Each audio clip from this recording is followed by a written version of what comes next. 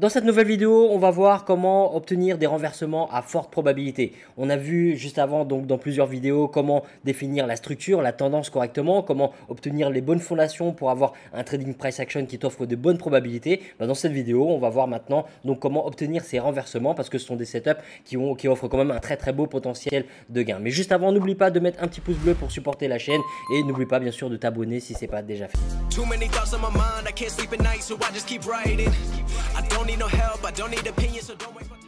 Alors juste avant de commencer, comme d'habitude, on fait un petit topo sur la théorie, on va pas rester longtemps là-dessus, on va très vite passer dans les graphiques pour rentrer dans le vif du sujet, dans le concret, voir comment tu peux appliquer dans ton trading, comment ça peut être bénéfique pour toi dans ton trading. Mais au niveau de la théorie, donc qu'est-ce que c'est qu'un renversement? Et ben un renversement, c'est tout simplement qu'est-ce qu'il y a derrière? Il y a de l'accumulation, il y a de la distribution. Si tu veux plus de détails sur ça, j'ai un ebook qui parle des travaux de Wyckoff, c'est vraiment le père du price action, et donc je te mettrai le lien sous la vidéo. Mais derrière un renversement, on a de l'accumulation, on a de la distribution.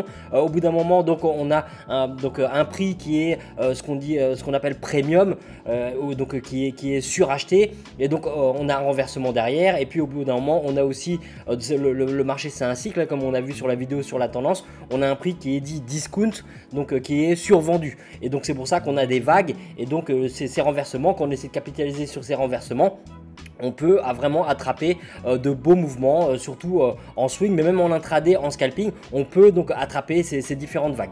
Donc les probabilités, comment obtenir les probabilités, tu vas le voir dans le slide d'après. Le but c'est d'avoir de différentes patterns, donc différents éléments dans ton plan qui vont te permettre d'avoir ces probabilités. Donc tu l'as vu sur la vidéo sur la tendance, la structure, les zones de valeur, etc. Le fait d'accumuler des éléments, ça va t'apporter justement ces probabilités, et les probabilités vont se réaliser sur le long terme. Donc une fois de plus, sur le court terme, bien sûr ça peut ne pas marcher même si tous les éléments sont réunis, mais si tu respectes t'es exigeant avec ton plan au niveau de ces éléments et que tu attends toujours d'avoir ces éléments avant d'entrer en action, et bah tu auras les meilleures probabilités, et c'est ce qui va t'apporter des résultats sur le long terme. Alors, dernier point, donc les caractéristiques de l'actif. Donc au niveau des caractéristiques, c'est important parce que en fonction des caractéristiques, enfin en fonction de l'actif que tu vas trader, tu as des actifs qui sont donc plus destinés à de la tendance, qui ont des grosses tendances. Tu as d'autres actifs qui ont plus qui font plus des retours à l'équilibre, et donc c'est important aussi de faire attention à l'actif que tu trades. Je te donne un exemple. Le S&P 500, trader des renversements sur le S&P 500, à moins de trader le renversement en harmonie avec la tendance haussière, c'est quelque chose de très risqué de trader des renversements à la vente, parce que tu vois que l'actif, il ne fait que grimper sur le long terme. Donc tu vois, il faut quand même avoir conscience de la structure. Ça, c'est ce qu'on a vu dans la vidéo précédente. Mais une fois que tu as conscience de la structure et que tu as conscience des caractéristiques de l'actif, et là tu peux te positionner avec les meilleures probabilités. Alors on voit rapidement donc les ingrédients, donc la recette pour avoir un setup à forte probabilité sur les renversements, toujours en price action bien sûr. Donc le premier ingrédient qu'on a, c'est le contexte. Ça on l'a déjà vu dans les vidéos précédentes, la structure de l'actif, donc la tendance. Est-ce qu'on est sur une consolidation, est-ce qu'on est sur une tendance haussière, est-ce qu'on est sur une tendance baissière? Donc je la refais pas, je te remettrai le lien de la vidéo juste en dessous en description. Ensuite, donc la zone de valeur, très important, on a vu ça sur la première vidéo. Pour avoir les bonnes bases, pour avoir les meilleures probabilités, il faut savoir exactement où on agit, où est-ce qu'on surveille le price action. Il y a pas mal de zones de valeur différentes, il n'y a pas de zone meilleure qu'une autre, mais il faut être focus sur une zone pour ne pas s'éparpiller et chercher donc des patterns d'entrée un petit peu partout. Donc, et bien sûr, donc la zone de valeur, on va la trader en fonction du contexte, hein, d'accord, en fonction de la tendance, ou que ce soit une consolidation ou autre. Ensuite, donc on a le signal d'entrée. Le signal d'entrée, c'est ce qui va nous permettre d'appuyer sur la gâchette. Donc là, une fois de plus, c'est très important parce que c'est ce qui va nous empêcher d'hésiter, d'avoir des doutes. Le fait d'avoir un signal d'entrée clair, ça nous permet justement de savoir exactement à quel moment entrer en position si tous les éléments précédents sont bien présents. Donc le ratio risque-profit, c'est très important. J'ai déjà fait une vidéo dessus, tu peux regarder sur la chaîne. C'est déterminant même pour prendre le trade, parce que si le ratio est négatif ou s'il n'est pas intéressant, s'il est de 1 pour 1 par exemple, c'est tout simplement que c'est une opportunité qui n'est pas intéressante pour nous, on n'en veut pas. Donc on veut les meilleures probabilités, mais le ratio risque-profit va jouer énormément. Et donc pour ça, on va regarder les différentes barrières techniques qu'il y a en chemin, la taille de notre signal d'entrée, de la pattern, etc. Donc voilà. Le ratio risque-profit qui est un élément déterminant. Si le ratio n'est pas bon, tout le reste, on laisse tomber. Donc les objectifs bien définis, donc ça va ensemble avec la régularité et la discipline, parce que les objectifs bien définis, bah, une fois de plus, ça nous permet de contrôler nos émotions, parce qu'on laisse de côté nos doutes, nos hésitations, etc. Donc on sait où sortir, on a une stratégie de sortie bien définie. On sait où placer notre stop loss, c'est-à-dire que on sait où le setup il est invalidé et on n'a plus envie d'être impliqué dedans. Donc aussi bien du côté du TP que du stop loss, on a des objectifs qui sont bien définis, parce que ça nous permet donc de ne plus être impliqué émotionnellement, à hésiter, à se demander est-ce qu'on fait une coupure manuelle, est-ce qu'on sort du trade, etc. Tant qu'on a un ratio risque-profit intéressant et des objectifs bien définis, et ben c'est beaucoup plus simple d'être discipliné, d'être régulier, parce que à partir du moment où on a lancé le trade, on n'a plus aucune raison de modifier notre plan. On peut tout simplement faire du set and forget et attendre l'issue du trade, qu'elle soit positive ou négative. Alors on commence avec donc le premier élément, et là c'est un élément qui s'inscrit dans le contexte. Donc le contexte, on a la tendance qui est haussière, mais là donc d'un point de vue du contexte, on a aussi un état de surextension à certains endroits, et c'est ce qui peut nous offrir de belles probabilités de renversement. On ne va pas se contenter de ça, mais c'est un des éléments qui va donc faire en sorte qu'on a les meilleures probabilités, si on ajoute bien sûr les éléments qu'on va voir par la suite. Donc l'état de surextension, j'en parle dans un des e-books, une fois de plus tu auras le lien sous la vidéo, mais c'est tout simplement quand le prix il est éloigné par exemple de la moyenne mobile. Tu peux utiliser d'autres indicateurs. On a des surextensions par rapport au point pivot, on peut avoir des surextensions par rapport à l'ATR, tu peux regarder par rapport aux bandes de Bollinger, etc. Donc tout ça, tu vois, sont des états de surextension. On voit que le prix il est surétendu, on a eu un mouvement important dans un sens, et plus on a un mouvement important dans un sens, plus on comprend que les probabilités sont fortes pour un retournement. Donc tu peux utiliser la moyenne mobile 200, tu peux utiliser d'autres moyennes mobiles, tu peux faire ça sur n'importe quel time frame, que ce soit en H4, en M15 ou autre. Et donc là, le but au niveau du contexte pour aller chercher un renversement, c'est quand le prix il est le plus éloigné possible de la moyenne mobile. Ou quand il est sur les extrémités du Bollinger, ou quand tu regardes l'ATR, etc. Donc tu vois, le prix, plus il s'éloigne de la moyenne mobile, donc comme j'explique dans les books, c'est un petit peu comme un élastique. Quand tu tires l'élastique d'un côté, les probabilités sont que le prix revienne de l'autre côté. Donc tu vois, là on a une surextension ici, on a une surextension ici, et bien sûr avant que ça arrive, on ne peut pas réellement savoir est-ce que le prix va revenir à l'équilibre ou est-ce qu'il va continuer. C'est le risque dont je parlais dans la vidéo précédente par rapport au fait de trader à contre-tendance. Tu vois, donc quand tu es ici, on a un début de retour à l'équilibre, puis finalement la tendance reprend. Donc là ici on a le temps de se mettre à break-even, mais parfois on n'aura pas le temps du tout. Il faut définir l'état de surextension. Soit tu passes par les indicateurs que j'ai cités, soit tu vas regarder par rapport à la moyenne mobile. Moyenne exponentielle, 100, 200, 80, peu importe. Tu peux faire des essais, tu verras que le prix il se balade toujours d'un côté ou de l'autre, et plus on s'éloigne de la moyenne, plus il y a des chances que le prix revienne. Donc comment déterminer le niveau de surextension? Tu vas tout simplement regarder les 10, 20, 30 dernières surextensions. Par exemple ici on va regarder le nombre de pips là, le nombre de pips là, le nombre de pips là, le nombre de pips ici, tu vois, que ce soit au-dessus ou en dessous. Là on n'a pas vraiment de surextension. Quand le prix il est le plus éloigné possible de la moyenne. Donc ici on peut prendre, tu vois, d'ici à ici. Donc tu vas mesurer par exemple comme ça. Voilà, tu vois, 279 pips. Après on va regarder ici jusqu'à la moyenne, 264 pips. Ici 220 pips. Ici 250. Ici 176. Et donc tu peux en faire une vingtaine, une trentaine. Plus tu en fais, plus c'est fiable. Donc là, regarde, 280. Alors là, c'est énorme. Là, tu vois, on a une surextension de 439. Donc, quand tu vois une surextension comme ça de 439 pips, tu peux te dire qu'on avait déjà une surextension dans cette zone-là, voire cette zone-là. Et ça, c'est le risque de trader à contre-tendance. Mais sur le long terme, quand tu fais confiance à ton plan, tu peux attraper vraiment de belles opportunités, parce que le prix, quand il finit par revenir à l'équilibre, et ben, ça te fait vraiment un beau potentiel de profit. Donc là, par exemple, tu peux te prendre la tendance. Là aussi, tu te prends la tendance dans la gueule. Et là, le retour à l'équilibre se produit. Et si tu as un ratio risque-profit profit positif, comme j'expliquais dans le slide d'avant, c'est que tu peux prendre des petites pertes ici, et le but c'est que sur un retour à l'équilibre, tu vas compenser tes pertes et tu vas même prendre du profit. Là pareil, tu peux prendre des petites pertes, là tu peux te prendre des break-even, etc. Est-ce que tu verrouilles du profit ou pas? Donc ça dépend de ton management de position. Ici pareil, tu peux prendre des petites pertes ici, mais quand tu finis par prendre le retour à l'équilibre ici, tu as un beau potentiel de profit.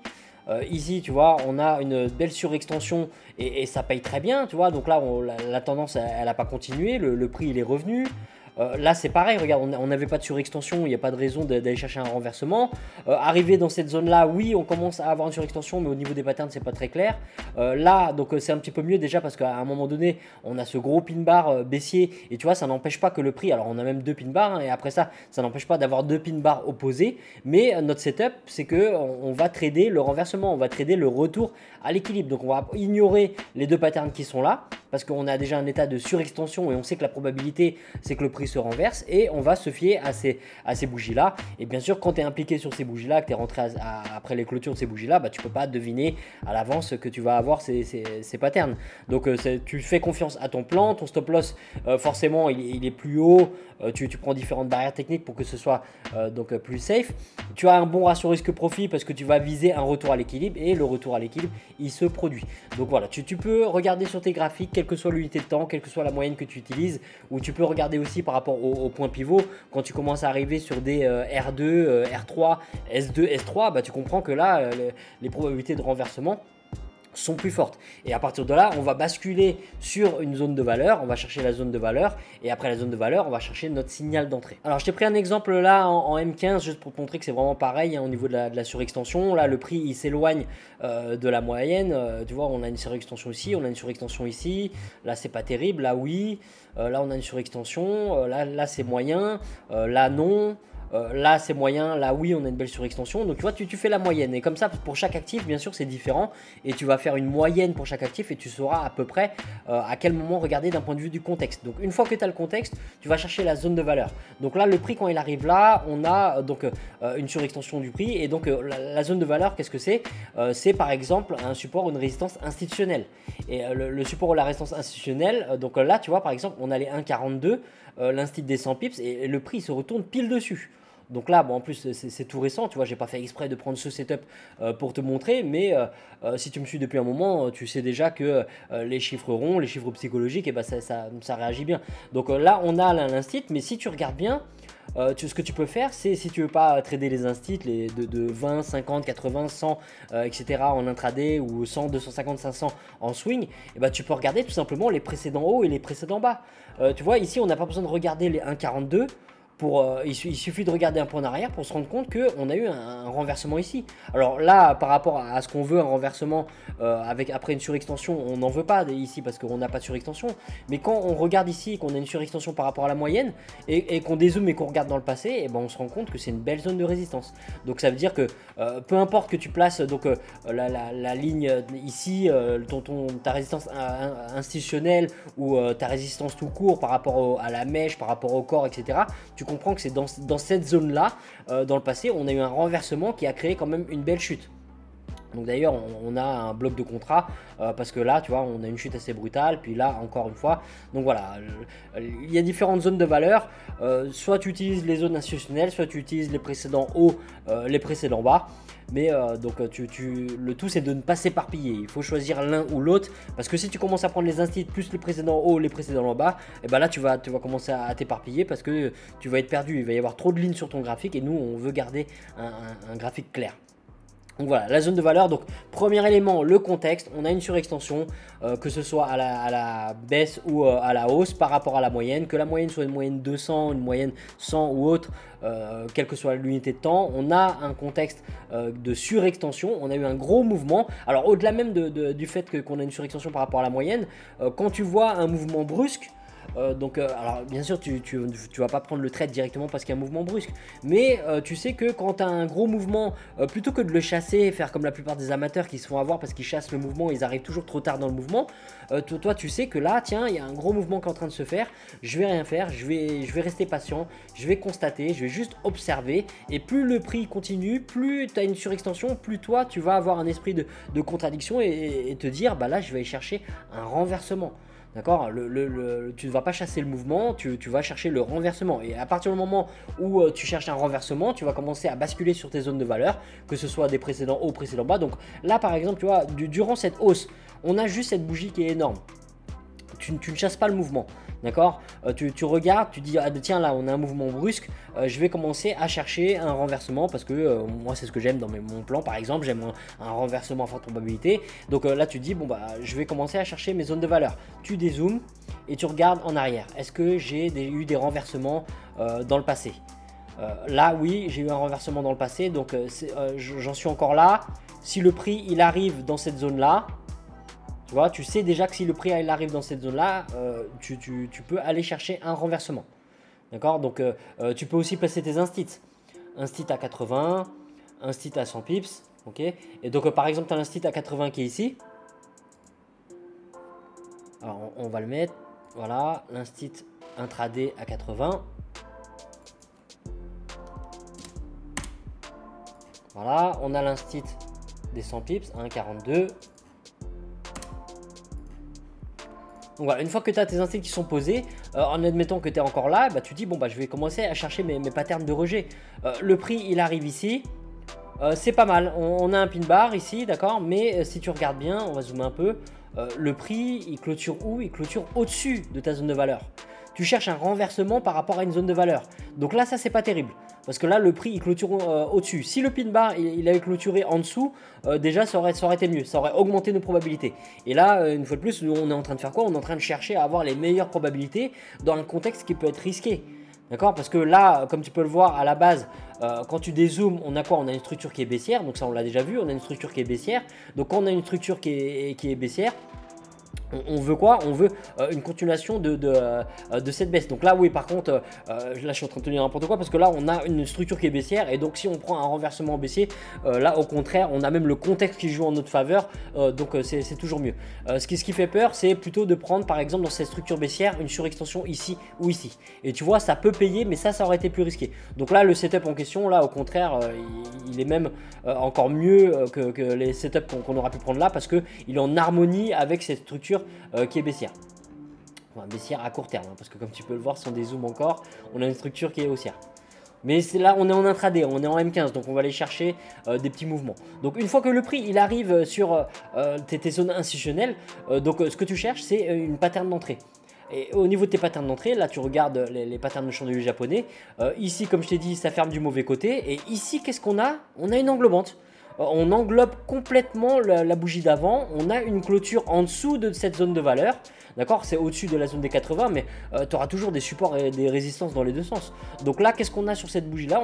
On a une englobante qui clôture bien en dessous de notre zone. C'est venu piquer les 1,42. On est sur cette zone de résistance. Donc à partir de là, si on cherche un retour à l'équilibre, un renversement, on a un renversement à forte probabilité. Pourquoi? Parce que déjà, on est en harmonie avec le contexte à long terme. On a un rejet par rapport à une zone de valeur claire, les 1,42 ou le précédent haut qui est là. Et on a notre signal d'entrée qui est donc cette englobante. Et tu vois, en étant patient, un peu patient, et ben ça paye bien, même si derrière, tu vois, à un moment donné, cette bougie-là, elle était toute verte jusqu'ici. C'est là où il faut faire confiance à ton plan. Mais au final, quand tu regardes la clôture de la bougie, tu as un pin bar qui est en harmonie avec ton setup et ça paye bien. Alors, je te donne encore un autre exemple avec ce coup-ci, une autre pattern de renversement. Donc là, on va aller regarder autre chose que simplement les patterns de chandelier japonais. On veut toujours des surextensions parce que ça, c'est une question de contexte. Et là, tu vois, on a un très beau mouvement haussier qu'on ne va pas chasser. On ne chasse pas ce mouvement-là, au contraire, on va chercher un renversement. Donc, est-ce qu'on a une zone de valeur claire durant toute cette hausse? Alors déjà, tu vois, durant toute cette hausse, on n'a pas de pattern de rejet, donc à aucun moment, on va aller chercher un renversement. Mais quand on commence à avoir une surextension dans cette zone-là, on devient plus attentif. Donc, qu'est-ce qu'on a comme instit dans cette zone-là? On a l'instit à 50 qui est là. Et après au-dessus on a l'instit à 80. Donc là tu vois 80 il vient pas dessus. On a l'instit à 50 qui est là, ok. Et qu'est-ce qu'on a d'autre? Alors on peut regarder dans le passé. Et là quand tu regardes en arrière, qu'est-ce qu'on a? On a une belle zone de renversement ici. D'accord. Donc tu n'es pas obligé de tracer une ligne, tu comprends que c'est une zone. D'accord. On sait qu'on a une zone. Voilà, grossièrement, tu places ta zone et tu sais que dans cette zone-là, on peut aller chercher des renversements. Donc qu'est-ce qu'on a comme pattern? Là, il faut être objectif. Il faut regarder bougie après bougie parce que c'est facile d'aller chercher la bougie la plus intéressante. Mais quand tu regardes bougie après bougie, c'est-à-dire que tu ne peux pas savoir ce qui se passe par la suite. Qu'est-ce qu'on a? On a un pin bar haussier, on s'en fiche. Parce que nous, on cherche un renversement par rapport à cette surextension du prix. Donc on veut une pattern baissière. Donc tu vois, on veut toujours une pattern qui est en harmonie avec le setup qu'on recherche.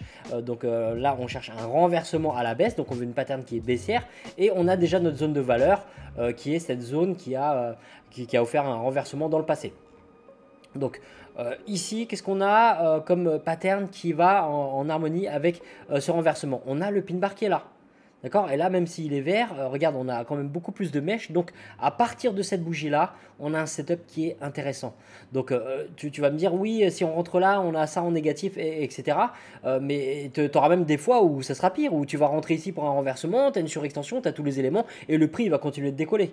D'accord. On est dans un business de probabilité. Donc là, on a un pin bar, on rentre, et donc, qu'est-ce qui se passe derrière? Alors, si tu étais derrière ton graphique, tu peux prendre ce signal-là. Mais si tu n'es pas derrière ton graphique à ce moment-là, ce que tu peux aller chercher, l'autre pattern, c'est quoi? C'est tout simplement donc les recherches de liquidité, les chasses au stop. Et donc, qu'est-ce qu'on voit avec cette bougie-là? Donc là, on a un tel bar baissier, c'est pas très beau comme pin bar parce qu'on a la mèche qui est en dessous. Mais qu'est-ce qu'on voit? On voit que c'est parti taper le précédent haut avant de rejeter. Et ça, c'est un indice qui est vraiment très très fort parce que on sait très bien que il y en a beaucoup qui ont aussi essayé de prendre un renversement par rapport à la surextension et ils ont mis leur stop loss juste au-dessus du précédent haut.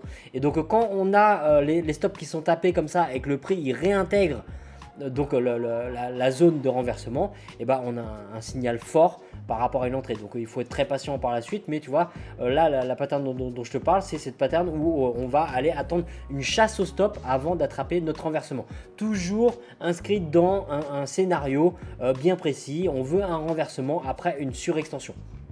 Alors on va aller voir s'il y en a d'autres. Alors là, une fois de plus, il n'y en aura pas toujours, il faut être patient. On peut regarder sur pas mal d'actifs différents. Donc là, tu vois, on veut, après une surextension, on veut voir que le prix est allé chasser les stops. Alors ici, on ne le voit pas très bien. Mais tu vois, ici, on a une belle pattern de rejet. On a ce pin bar. Tu vois, on peut aller chercher la surextension. Alors ici, c'était mieux. D'accord. Mais si tu arrives sur ton graphique à ce moment-là et que tu vois ça, donc on a quand même une surextension du prix. Et là, c'est venu taper pile, tu vois, quelques pips en dessous de ce précédent bas.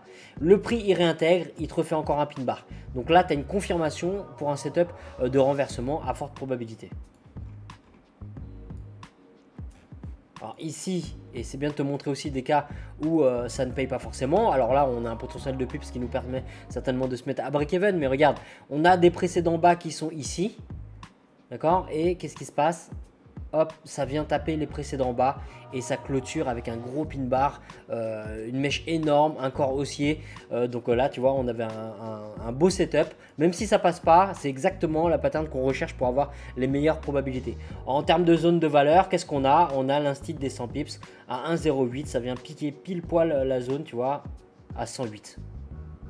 Alors, dans le passé, est-ce qu'on a eu là, on revient vraiment loin.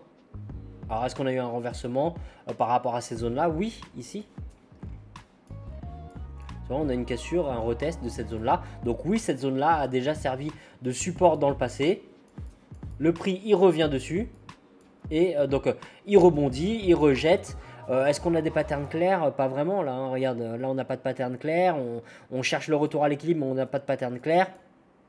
Ici non plus, le prix il rejette quand même, comme tu peux le voir. Et derrière, qu'est-ce qu'on a? On a ce pin bar énorme qui vient taper les stops qui est en dessous de ce précédent bas.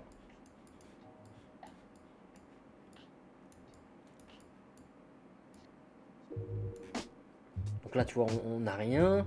On a une pattern, puis après, on a le prix qui chute. On ne vient pas taper le précédent haut. toujours dans un contexte de surextension. Hein. Non, tu vois, on n'a rien. Alors ici, alors ouais non, là oui, on a un petit pin bar qui est là, ça vient taper les stops, mais on a autant de corps que de mèches, et derrière ça paye pas. Ça aurait pu, parce que c'est venu quand même taper les stops qui étaient là pour un retour à l'équilibre. Donc là on a un exemple de setup qui aurait pu, alors la pattern ici aurait pu être mieux quand même, hein, si on n'avait pas eu autant de corps de bougies que de mèches, surtout que le corps il est haussier, mais c'est venu taper le précédent haut. Donc là c'est notre signal d'entrée qui est pas terrible.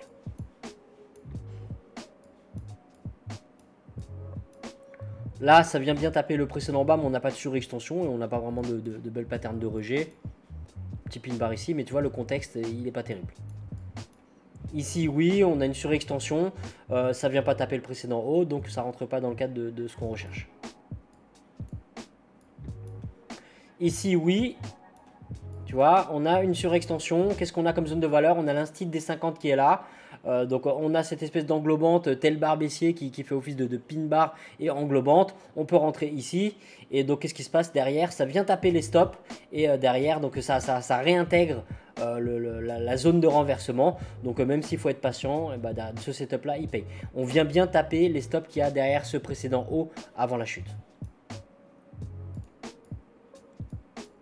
Alors ici non, tu vois, ça vient pas taper les stops. Ici, alors la surextension n'est pas terrible, on vient taper les stops, un petit potentiel de profit à peine et puis le prix se retourne.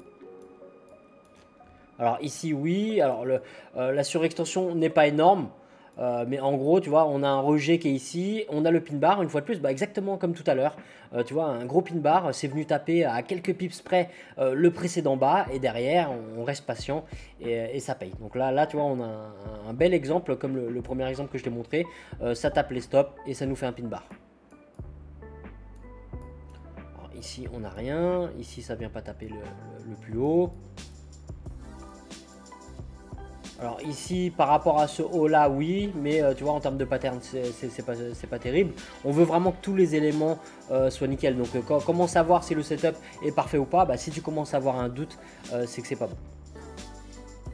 Alors ici on a une surextension, on a un beau pin bar qui rejette, qui tape les stops et malgré ça le prix continue. Alors il y a quand même un petit potentiel de profit, hein. Tu vois si tu rentres à la fermeture de ce pin bar, à un moment donné on avait quand même... Voilà, 28 plus. Bon, en H1, si c'est de l'intraday, c'est jouable, mais tu te fais sortir à break-even parce que ça ne suffit pas. Ici, oui, tu vois, une fois de plus, à quelques pips près. Donc, on a une situation de surextension. Tu vois, on a une surextension par rapport à la moyenne. Là, pareil, on a une surextension, mais on n'a pas la pattern dont je te parle. D'accord? Là, on a simplement un rejet pour donc un renversement. Instit des 80 d'ailleurs, hein, tu vois, on a l'instit des 80. On peut regarder dans le passé. Alors non, dans le passé, tu vois, c'est plus haut, donc là, on n'a rien. Mais arrivé ici, on a une surextension et on a exactement donc le setup dont je te parle. On a le premier rejet et là, boum, pin bar, taper les stops. Donc souviens-toi de ça. Par rapport au renversement, on cherche une zone de valeur, on cherche un contexte de surextension et donc on cherche une pattern qui vient donc nous montrer non seulement un rejet, mais en plus de ça, on veut que ça aille quelques pips en dessous du précédent bas. Allez, je te trouve un dernier exemple. Non, tu vois, on a une surextension, mais ça vient pas taper les stops. Surextension pas terrible. Pas terrible. Ça tape pas les stops. Donc là, tu vois, on n'a pas énormément de setup, mais si tu regardes sur 10 actifs différents, bah, tu as beaucoup plus souvent des opportunités. Donc là, on a une surextension. Tu vois, on a une surextension ici. Et c'est venu piquer un ou deux pips au-dessus de ce précédent haut. Et qu'est-ce qu'on a comme pattern pour entrer ici? On a un inside bar. Plusieurs inside bar même, tu vois, inside bar ici, ce sont des haramis, cassure de la bougie mère par le bas et là ça paye. Et c'est venu donc taper pile les stops au-dessus de ce précédent haut. Donc quand tu as ce précédent haut, tu peux dire ah bah tiens je cherche une entrée. Bon là comme par hasard on a quand même une entrée, tu vois, on a un Rémi qui est là par rapport à la bougie mère aussi. Donc à la cassure de la bougie mère par le bas, il y a moyen de prendre le trade, se faire sortir à break-even derrière. On a encore une englobante ici, mais la surextension est moins importante. Et donc quand tu viens ici, tu regardes les précédents hauts et tu dis ah bah tiens, comme par hasard c'est parti taper les stops du plus haut après cette surextension. Alors je te montre encore quelques exemples. Donc là j'ai changé de paire, on est sur USD4, c'est pour te montrer que ça marche vraiment sur n'importe quel actif, hein. Tu pourras vérifier par toi-même. Le tout c'est de rester patient parce que les setups, comme d'habitude, ça n'arrivera pas toujours, ça sera pas toujours parfait. Et quand ça n'arrive pas, que c'est pas parfait, on n'essaie pas de forcer le trade, on n'essaie pas de s'impliquer à tout prix, même si d'un point de vue psychologique, on a cette tentation de vouloir s'impliquer dans un trade parce qu'on commence à avoir des patterns dans tous les sens. Mais donc tu vois par exemple ici on a un renversement, on a une grosse englobante, mais c'est déjà trop tard. On ne doit pas chasser le mouvement, l'englobante est beaucoup trop grande. Alors. Là, par exemple, tu vois, on a un pin bar et derrière, c'est pas venu taper les liquidités. Est-ce que dans le passé, c'est une zone de renversement? Oui, mais le prix est quand même parti plus bas. Alors là, oui, là, c'est magnifique. Là, tu vois, on a des patterns de rejet qui sont très clairs. Est-ce que dans le passé, on a déjà eu des renversements à ce niveau-là? Oui. Tu vois, on a déjà une belle zone de résistance ici. D'ailleurs, c'est encore un quart là. On va y aller après. Donc là, regarde, on a des patterns de renversement. Donc quand tu as des patterns de renversement comme ça par rapport à ces pin bars qui sont très clairs, qu'est-ce qui se passe? Tu as des intervenants qui se mettent à vendre. Et ils vendent et ils mettent leur stop juste au-dessus donc du précédent haut. Donc tu vois, ils mettent par exemple, ils vendent ici, ils mettent leur stop ici, ou ils vendent après cette pattern là, ils mettent leur stop au-dessus, et regarde, c'est venu taper pile juste au-dessus avant la chute. Et d'ailleurs, une fois que ça a tapé les stops, tu vois, c'est très brutal, hein. On voit qu'en l'espace de 3 bougies de 15 minutes, le prix, il a cassé cette consolidation et on est en dessous derrière. Donc là, l'avantage sur ce setup, là, il est vraiment là, on a un cas d'école, hein, par rapport à ce que j'essaie de te montrer. On a donc un pin bar, donc ça tape la liquidité. On a des patterns avant qui incitent des intervenants à vendre. On a donc ce pin bar et puis après le pin bar on a encore une englobante, donc tu vois on a deux signaux d'affilée. L'englobante elle n'est pas aussi énorme que celle que je t'ai montré là, donc là c'est beaucoup plus raisonnable, même en rentrant à la clôture ici. Et derrière donc on a le renversement qui arrive, on a la chute, tu vois, on a la hausse qui est ici et on a le renversement qui arrive. Après si on regarde d'un point de vue price action, on a aussi une cassure du bas de cette consolidation avec un retest du bas de la consolidation avec de multiples patterns qui te montrent aussi le rejet.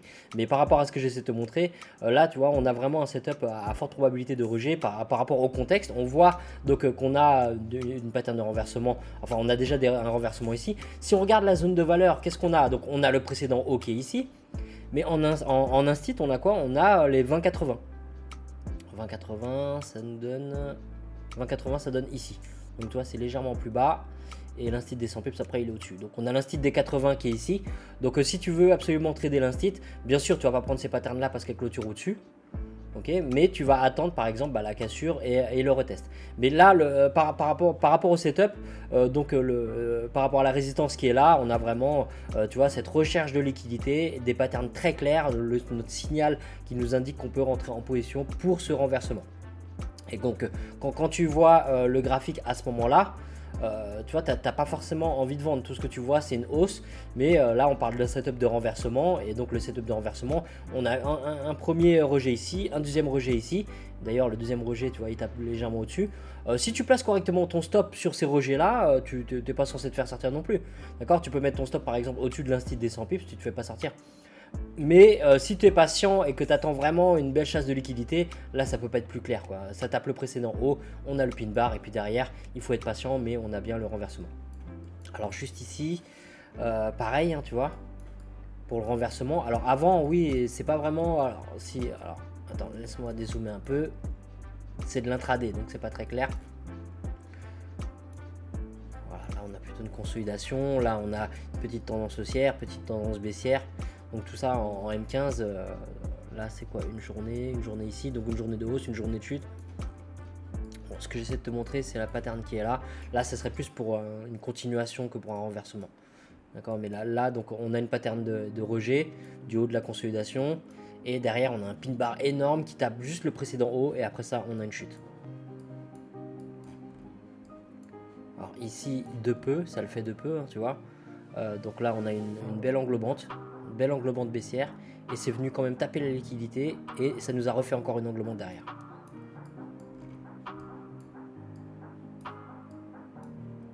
Alors ici, on a une pattern de rejet, ça vient taper la liquidité et derrière ça chute fortement. Tu vois les mouvements brusques qu'il y a eu là, ça montre bien que les vendeurs sont en présence. Alors ici, on pourrait se faire avoir, tu vois, comme quoi c'est bien de montrer aussi des cas où ça ne passerait pas, parce que on est dans un business de probabilité. Donc là, tu vois, on a la hausse, on a l'englobante qui arrive là, on a la pattern exactement, donc ce qu'on recherche, qui tape pile. Alors ouais, non, là, tu vois, là, ça tape pas vraiment au-dessus. Hein. Non, ça tape pas au-dessus, donc là-dessus, t'es pas censé te positionner.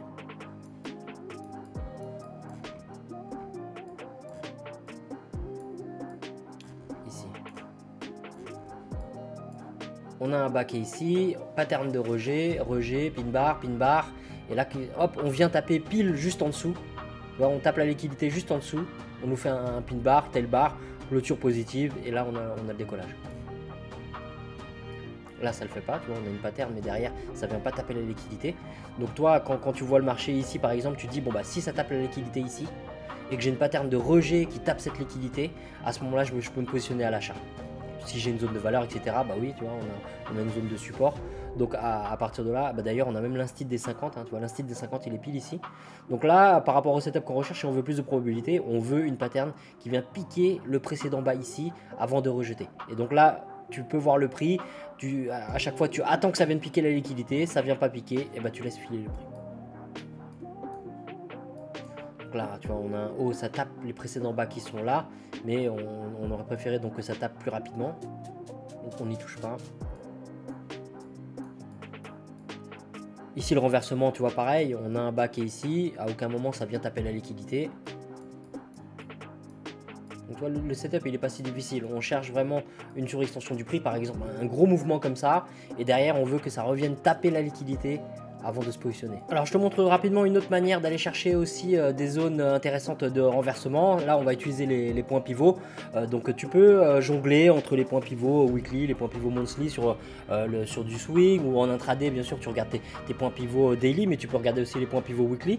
Et donc nous ce qu'on va aller regarder c'est les surextensions de prix une fois de plus par rapport donc à la structure. Et donc on va aller regarder tout ce qui est R2, R3, S2, S3. Parce que c'est ce qui nous montre dans la journée ou dans le mois, dans la semaine, que le prix il est surétendu. Donc là par exemple, tu vois, on est arrivé sur le R3 et derrière on a des patterns de renversement ici. On a le premier pin bar, alors il faut être patient, hein. Là tu vois on est en H4, pendant une journée le prix il va nulle part. Mais derrière ça finit par payer. Donc R2, R3 minimum, S2, S3. Et bien sûr, ça ne te dispense pas d'aller chercher une zone de valeur intéressante à côté. Parce que là, regarde, on a l'instit des 100 pips à 156. D'accord. On a le point pivot, mais on a aussi la zone institutionnelle à 156. Après une surextension de prix. Donc là, tu vois, par exemple, ici, à aucun moment, on a donc de surextension. On ne va même pas chercher. Donc on bascule sur d'autres paires et on attend ce genre de setup. Et là, il y a un beau potentiel, hein, même si on est patient. Donc, admettons qu'on rentre à la clôture de ce pin bar. On patiente. Tu vois, regarde 100, 130. Et le trade est encore en cours. Il y a des chances qu'ils viennent sur le bloc de contrat. D'ailleurs, on peut poser un bloc de contrat ici. Alors, R2, R3. Là, on a un R3, tu vois. Et donc, ça passe pas. Donc, une fois de plus, d'un point de vue des probabilités, viens pas me mettre en commentaire, ah, j'ai essayé hier sur un trade, c'est pas passé. Sur le court terme, tout peut arriver. Et si tu es rentré par exemple sur ce setup là, qu'est-ce qu'on a comme instit? L'instit des 100 pips 154 qui est ici. D'accord, on a l'espèce d'englobante qui est là. Et derrière, à un moment donné, il y a un petit potentiel de 40 pips, mais en H4, c'est pas assez pour se mettre à break-even. Là-dessus, on peut prendre une perte. Pas de R2, pas de R3, pas de S2, S3. Là, on a un R2. Est-ce qu'on a une pattern? Oui, tu vois, on a le pin bar qui est là, on a l'espèce d'englobante qui n'est pas parfaite parce qu'elle englobe pas la mèche, mais ça reste une englobante qui englobe quand même tout le corps de la bougie précédente. Au niveau institutionnel, on n'a pas vraiment de 100 pips, tu vois, on a les 100 pips qui sont pile juste quand même à 1 ou 2 pips près. On a l'instit descend ici, bon après on a des instits intraday à 80 etc, mais là on est en swing donc on va plutôt regarder les 100 pips. Est-ce que c'était une zone de renversement avant? C'est pas très clair, tu vois, c'est pas très clair.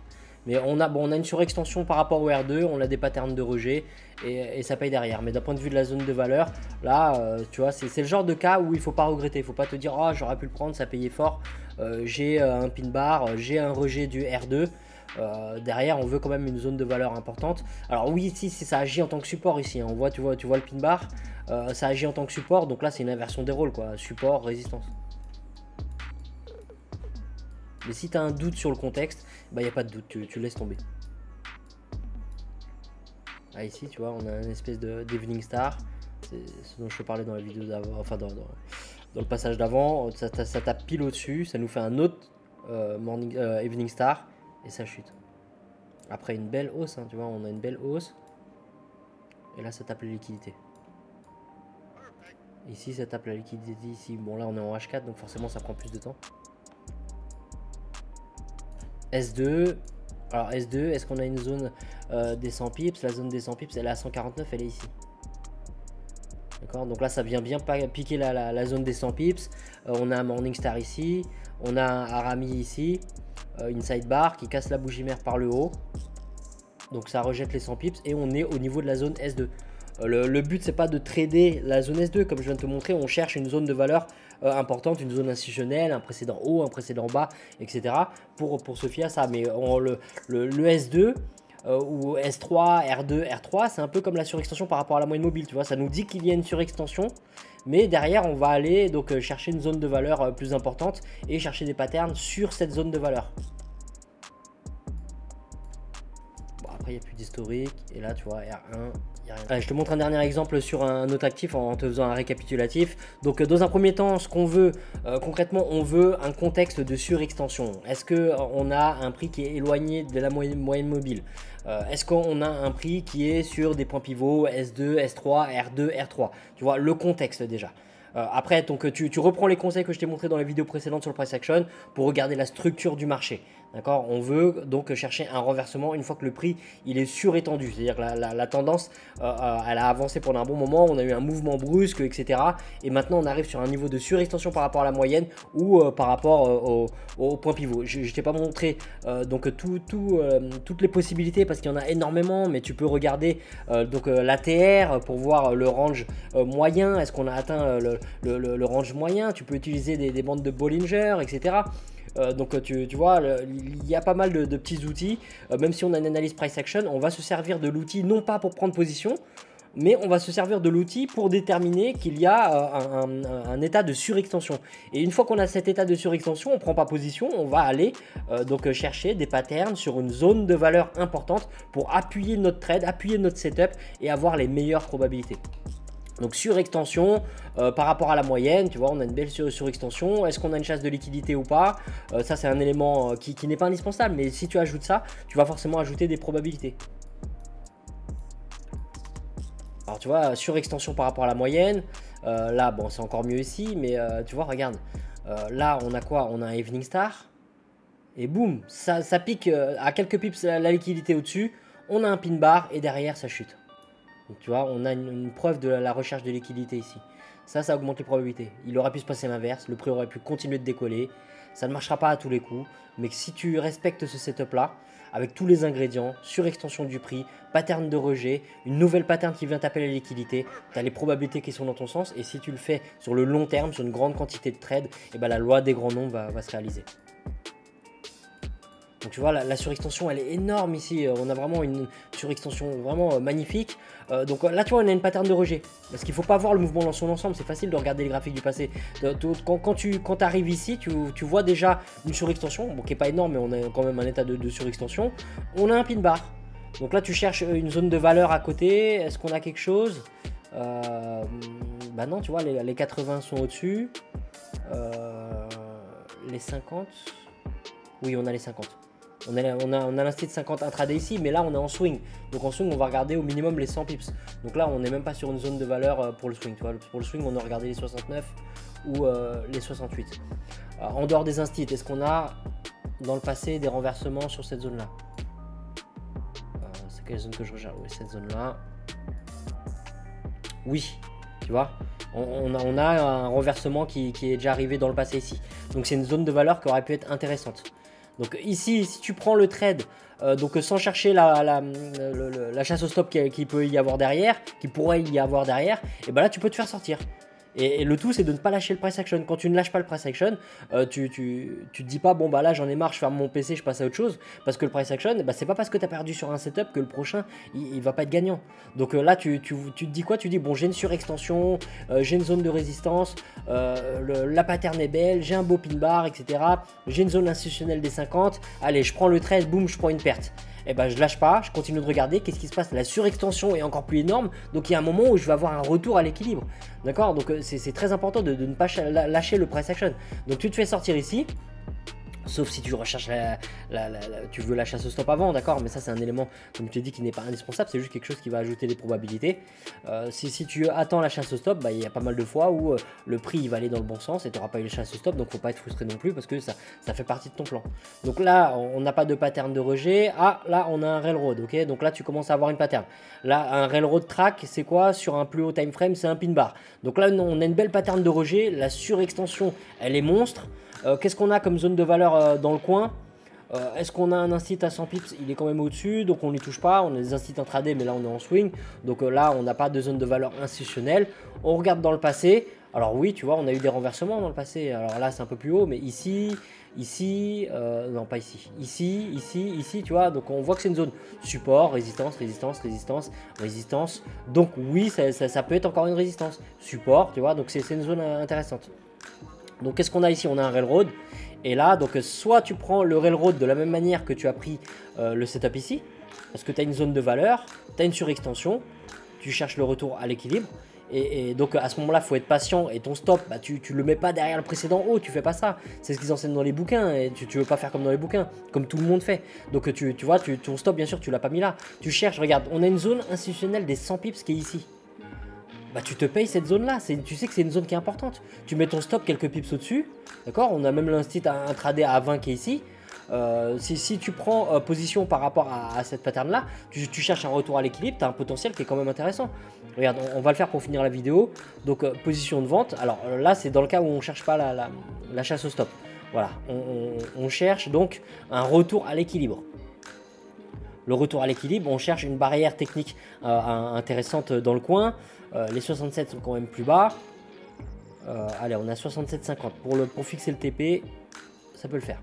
Et donc, qu'est-ce qu'on veut? On veut un ratio risque-profit positif. Donc, bien sûr, on ne va pas le mettre derrière le précédent row. On a l'instit des 100 pips qui est ici. D'accord? On a l'instit des 100 pips qui est ici. Donc, si tu le mets par exemple 5 pips au-dessus, regarde, on a un ratio de 2,34. Donc c'est un setup qui vaut le coup. Même si ça passe pas, c'est un setup qui vaut le coup. Et maintenant, regarde, si tu veux être un peu plus safe, tu prends une barrière technique supplémentaire, des 70-20, et tu mets donc ton stop ici. Et regarde, on a un ratio quasiment de 1 pour 2 qui est toujours bon. Ok, donc là, tu vois, c'est le genre de setup qui vaut le coup. Tu as placé ton stop loss correctement. Le ratio, il vaut la peine. On a une belle surextension du prix. C'est une zone de valeur qui a déjà montré que c'était des supports et des résistances dans le passé. On a donc la pattern de rejet ici qui nous donne un signal d'entrée. Sinon, on rentre sur après cette chasse au stop. Donc, tu vois, à la clôture de cette bougie-là. Donc, ça change pas grand-chose hein, par rapport aux limites. Voilà, bon, ça change pas grand chose. Donc, tu vois, là, on a l'exemple même d'un beau setup qui a tous les ingrédients qui sont réunis. Alors, oui, j'ai oublié de te montrer. Donc, par rapport à ce setup là aussi, pense à regarder tes points pivots. Là, regarde, on est en swing, on regarde les points pivots weekly ou monthly.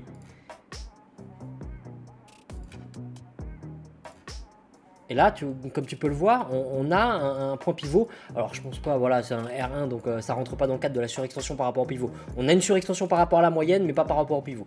D'accord? Donc là, on a une surextension par rapport à la moyenne.